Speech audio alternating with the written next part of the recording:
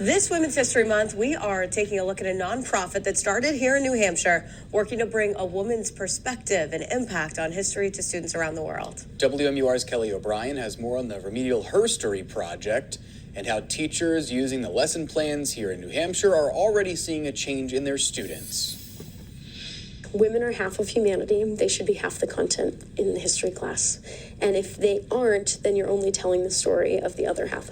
Kelsey Brooke Eckert considers herself a veteran social studies teacher and college professor. So she was surprised when reading a Women in History book several summers ago that she knew nothing about the women in the book.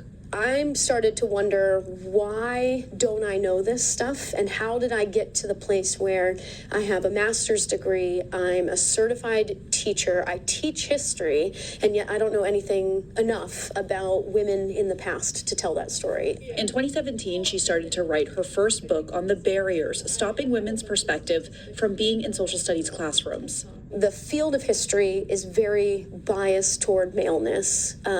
Male historians do not write about women. She decided to do something about it, and the Remedial Herstory Project was born. I started cranking out a lesson plan a week. It has grown into a nonprofit recognized by the Library of Congress, sharing over 160 lesson plans and 4 textbooks of essential women lost in world history, free to educators across the world.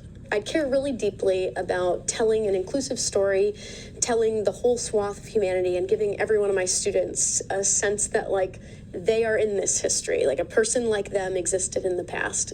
And they're tracking on average 10,000 educators a week looking at these curriculums created by 100 volunteer scholars across the globe. Each lesson plan is built to coincide with the history already being taught at the high school level. At Kearsarge Regional High School, 9th and 10th grade social studies teacher Lauren Conley is already seeing how knowing both sides of history can change the conversation.